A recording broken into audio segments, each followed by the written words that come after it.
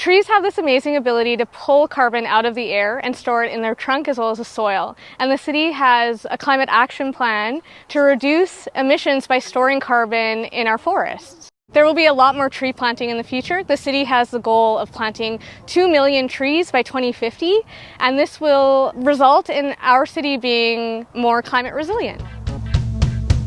Changing for climate.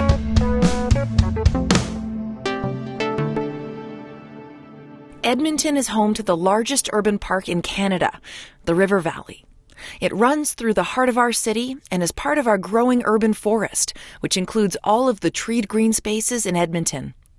Since the early 1990s, the city has been expanding its urban forest and converting some highly maintained areas back to a more natural state through a process called naturalization.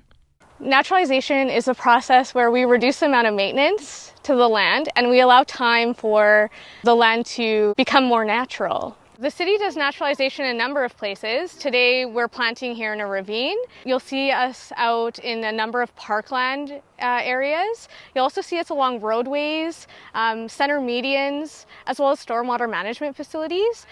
Initially, naturalization can look unruly. There's a lot of competition taking place between the established grasses, the weeds, and other plants. It's important to remember that naturalization is a process and it takes time for nature to establish. Since 2013, volunteers have planted almost 290,000 trees, shrubs, and wildflowers through the city's Root for Trees program. On top of that, naturalization contractors also plant an additional 55,000 each year. Today we are in the beautiful Sifton Ravine, getting ready to plant some trees with our volunteers. Here we have some Saskatoon, some Western chokecherry, and some prickly wild rose. So these are all shrubs that we'll be planting today. In time, these naturalized landscapes become self-sustaining. And as it turns out, nature provides a lot of benefits as well.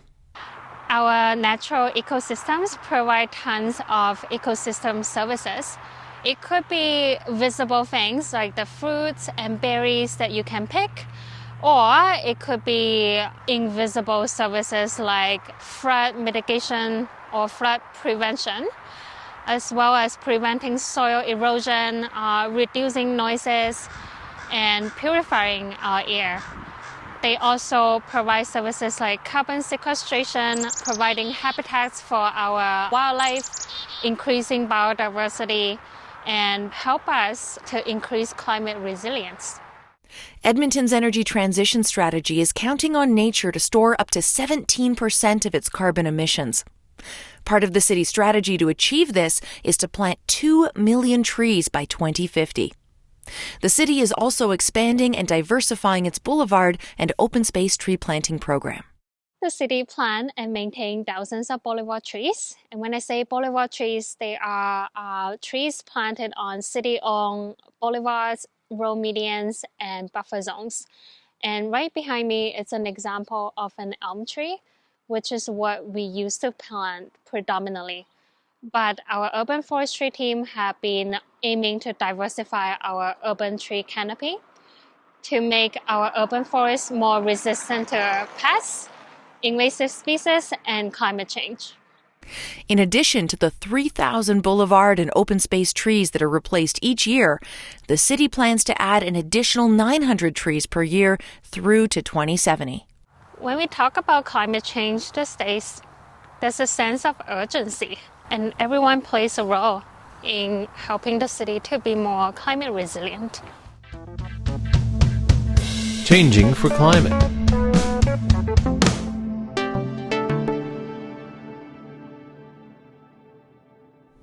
You can also contribute to Edmonton's urban forest by planting trees, shrubs, and wildflowers in your yard, or by volunteering with Root for Trees. Visit edmonton.ca/rootfortrees for more details.